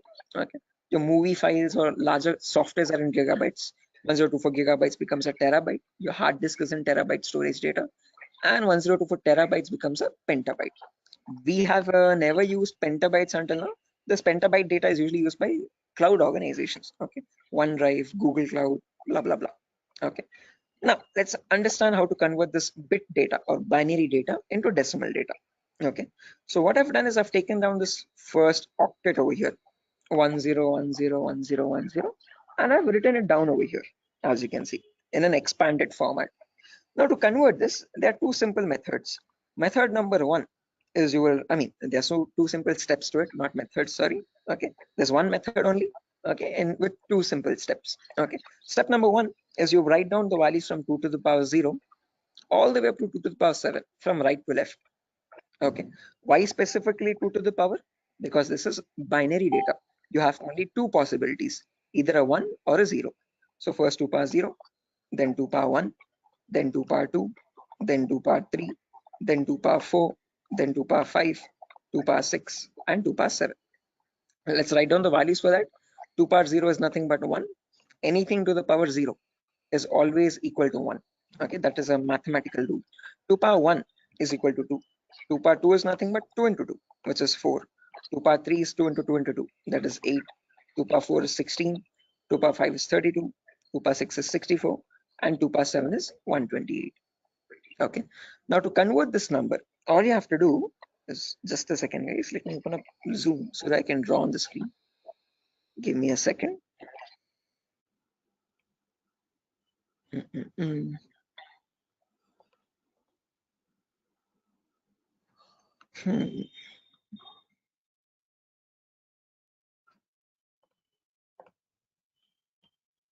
Right, perfect. So when you want to convert any number from binary to decimal, first things first, you have to write down these numbers. Then you multiply the lower number with the top one and add with the next one. As simple as that. Multiply, add, multiply, add, multiply, add. This goes on till the last step. Okay. So firstly, 2 power 0 into 0. Anything into 0 is 0 itself. So I've written 0 over here. Then 2 power 1 into 1. That is 2 power 1 is 2. As you can see, I've written the value over here. Into 1 is the value itself, 2. 2 power 2 is 4. 4 into 0 again, we have 0. 2 power 3 is 8. 8 into 1, 8 again. 2 power 4 into 0, 0. 2 power 5 into 1, 32. 2 power 6 into 0, 0. And 2 power 7 into 1, that's 128. Now when I add all this up, 128 plus 32 plus 8 plus 2, that becomes 170.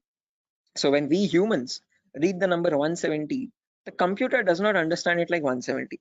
It understands it like 10101010, something like on signal, off signal, on signal, off signal, on signal, off signal, on, off, like that 4 times.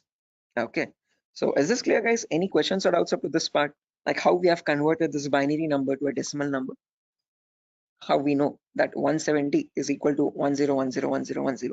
Any questions for anyone? Again, guys, if you have any questions or doubts, please feel free to raise your hand or let me know. You can interrupt me at any certain point. Okay, no issues at all. If you want me to repeat a concept also, please do let me know. I will repeat it as many times as you want. Okay, so guys, any questions up to this part? How we have converted this binary number to a decimal number? Shiva, Sujata, Bharati, Tripti, Vidyadhar. Who else is there? Hello. Biswajit, Chaudhary, Prasad. Hello. Yeah, Biswajit. Sir, you spoke about binary to decimal conversion. Sorry, decimal to binary conversion. Am I right? No, binary to decimal. I've converted Binary. this number 10101010 to So decimal number 170.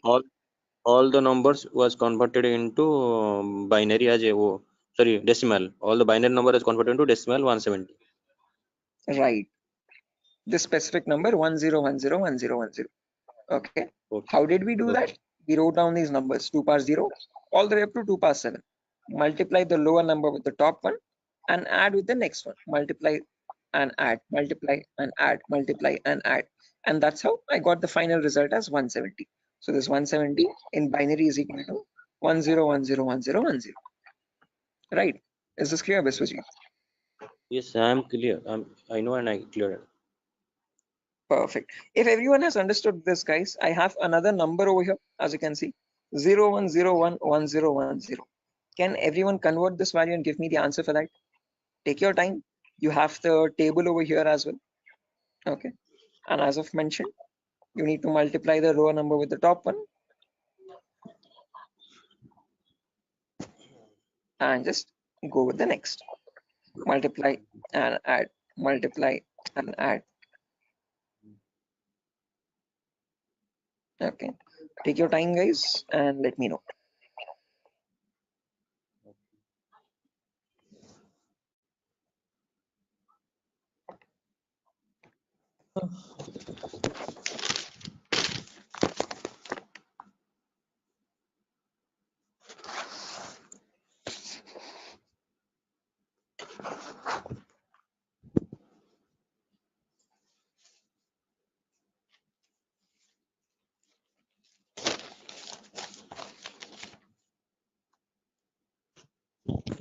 Is it 90?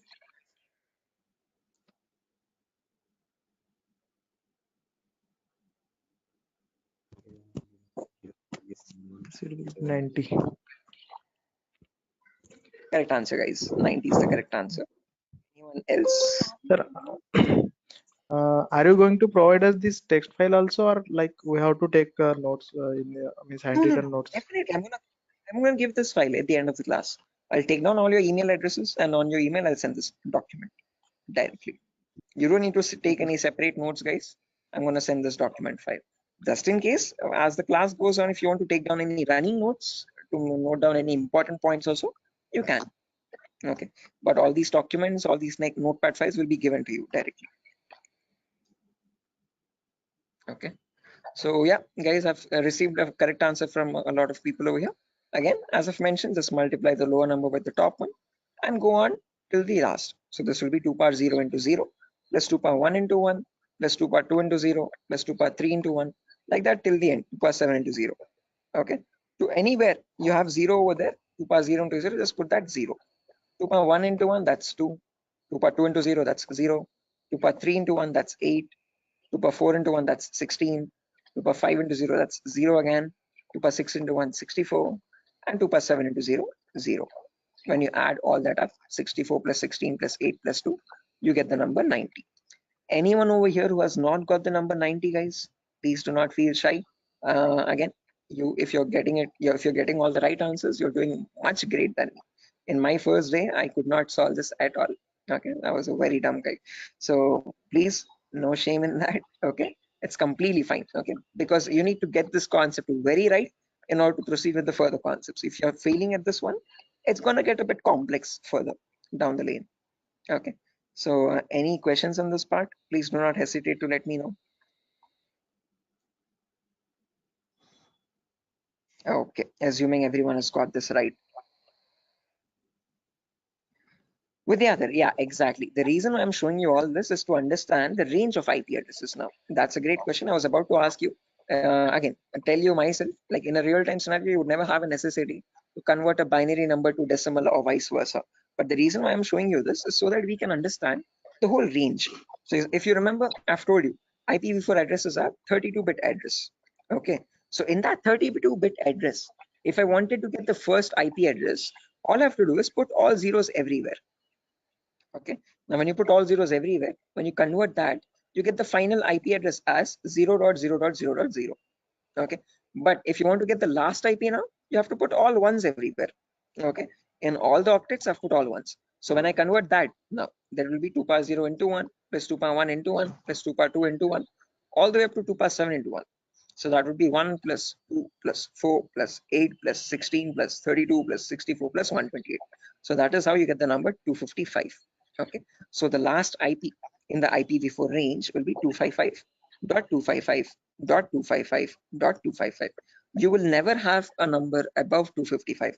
The reason being, now you know, because when you convert from binary to decimal, the maximum number you can get is 255 only. So you can never have an IP address like 300.250 or 700.150, something like that. Okay, that's an invalid IP. Okay, whatever IP addresses you have, those numbers will always range between 0 and 255. Okay, is this clear, guys? Everyone, why only specifically 255? Yes, yes. Any questions to this part? Perfect. No, this is Now the maximum. Maximum. Yeah, guys, was someone asking a question? No, I just asked you. This is the maximum IP address to be connected, and maximum host to be connected. Yeah, that's the last IP address you could get in the IPv4 range, Biswajit. No, this is the like from 0 to 255 hosts should be connected, I think. Not necessarily. When we talk about IP addresses now from 0000 to 255, 255, 255, 255, we have around 4.3 billion IP addresses in total. Okay. What you're referring to is classes, guys. Class A, B, C. In class C, you can connect only 255 hosts. That is a much ahead concept. We'll reach there tomorrow. Okay. That's class C. Yeah, Vidyadhar. Exactly. Okay. So we have not come up to there, guys. So let's not jump ahead. That might confuse the other students. Okay. So we'll go in a very slow pace. Okay. We'll go step by step. Okay. Let's try to now we know the range of IPs. We know what IPv4 addresses are, how they look like. Okay, and what are the total like numbers, where are they starting from, and what maximum number can they hold. Okay, we know they start at 0000 and they end at 255, 255, 255, 255. Now in between these two numbers, how many addresses do we have is the main question. Okay, how many IPs are there? Okay, so for that, let's try to understand the sequence of sequence of IP addresses. Okay, and again, to understand sequence of IP, there are two simple rules. Rule number one is always start with the rightmost value. So if this is the first IP, 0000, next IP will be 0001, next IP 0002, next IP 0003, next IP 0004. This will go on up to 000255. Okay. After that, can I have an IP like 000256? Is this possible? No. Yes, this is not possible because 255th is the last IP that you can get in any octet. You cannot get a number above 255, guys. It is a very golden rule that you have to remember. Okay. Now, once this octet has reached the maximum value, there comes the rule number two. Only after the rightmost octet has been completely filled, then go to the left value. Okay. And after going to the left value, reset the rightmost value back to 0. Okay. What I mean by that is now this is completely filled. So now this left value 0 changes to 1. Okay. And the rightmost value 255 again resets back to 0. Okay. So next IP after 000255, next is 0010. Now don't directly jump from 0010 to 0020. That is wrong again. Okay. Rule number one, always go with the rightmost value first. So after 0010, you have 11, then 12, then 13, then 14. This goes up to 1255. Okay. After that, 20, then 21, then 22, then 23. Then you have 2255, then 30, 31, 32, 33, then 3255. Like that, it will repeat again and again and again. And somewhere you'll have 2550, 2551, 2552, 2553, 255, 255. Now, both these octets are filled, guys, as you can see. Okay. Again, rule number two. Once the rightmost octets are filled, what it signifies? Those are the IP addresses, guys. Okay. So those are the IPs that devices can get in total. Okay. Okay, so continue. Right. Again, doesn't signify anything. I'm just showing the sequence of IPs. Okay. How do IP addresses progress from one another, one after the other, one after the other? Okay. Like after number one, you have number two, number three, number four. Like that, I'm showing you how IP addresses cycle one after the other. Okay. After 255, 255. Yeah. Is this class C or class B? This is the whole range of IP addresses. We have not come to classes, so forget that classes exist for the time being. Okay, I have not discussed what classes are. Okay, I have not discussed. I have not brought up the word class. Okay, so for the time being, just forget the word called class. When I come into it, then get reminded of it again. Okay, Biswajit, do not confuse yourself. I am right now just telling you how IP addresses progress from one after the other. Okay. So I'm just telling you what is the first IP. After that, what is the next IP? After that, what is the next IP? After that, what is the next IP? As simple as that. Okay. So after 00255, now this is completely filled. This is also completely filled. So now this 0 changes to 1. So after that, 0100, 0101, 0102, 0103. Then you have 10255. Then after that, this 255 becomes 0 and this 0 changes to 1. So 110, 111, 112, 113, 11255. Like that, the cycle repeats again and again and again. And somewhere you'll get 01 255.255.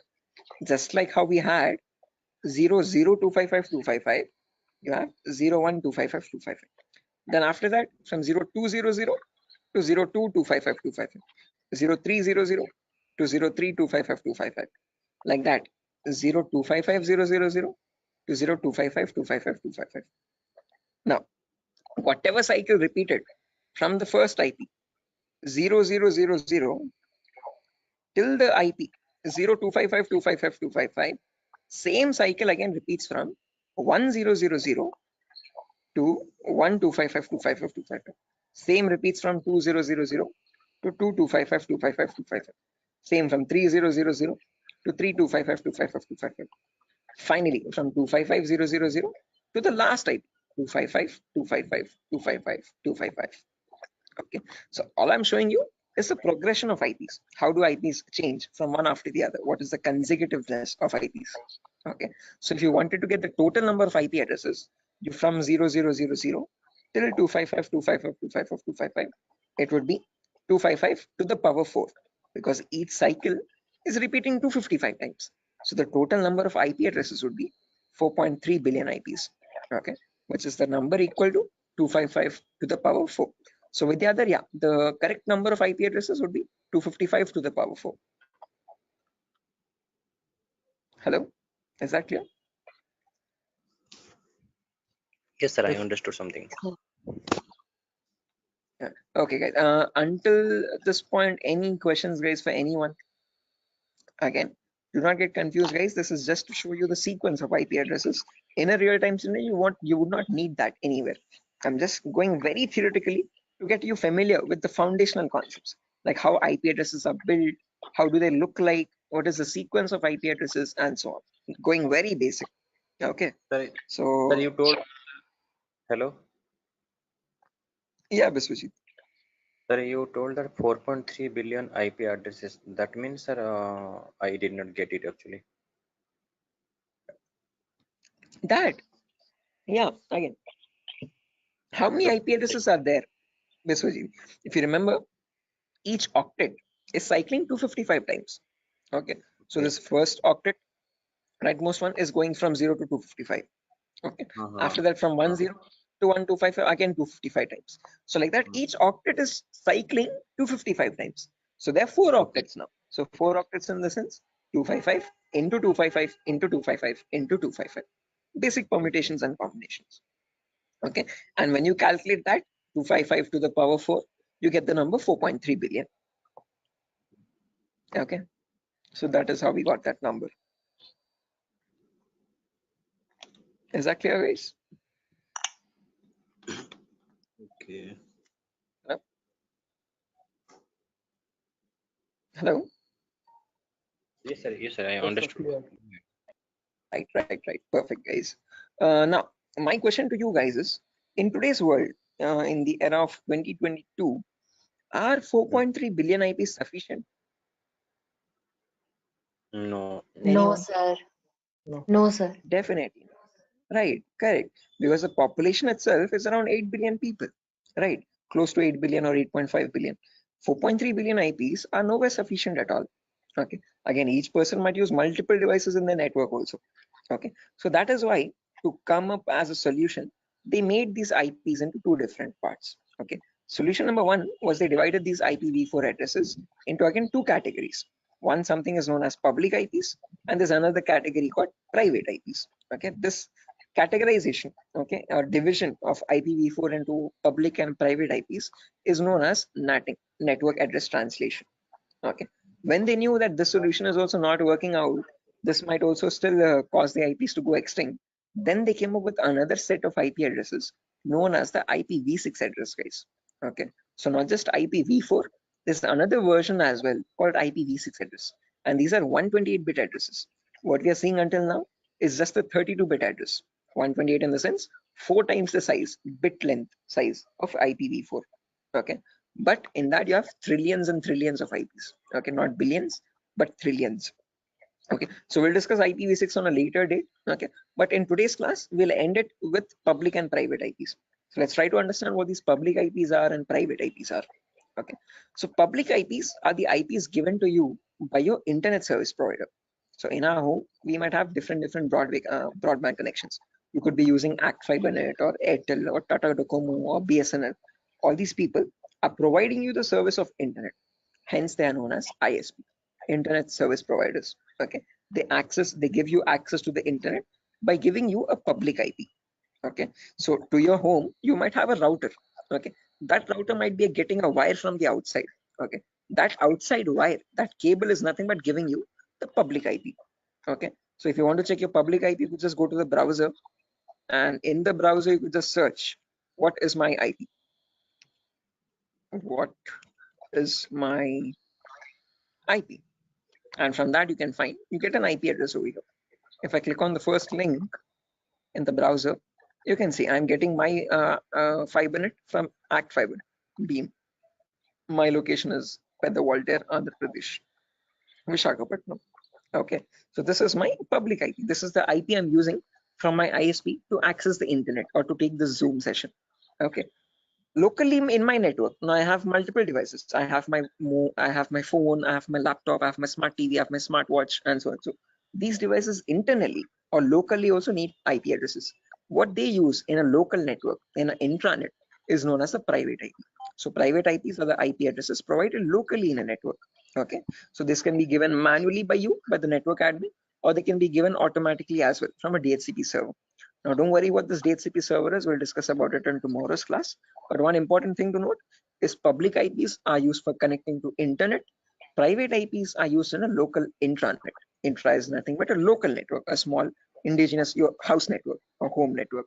Okay, so if I just draw this out to show you much clearly, let's say over here, this is my ISP. I hope the drawings are visible, guys. This could be my ISP, internet service provider. Okay, and I have my house over here in Vishakhapatnam somewhere.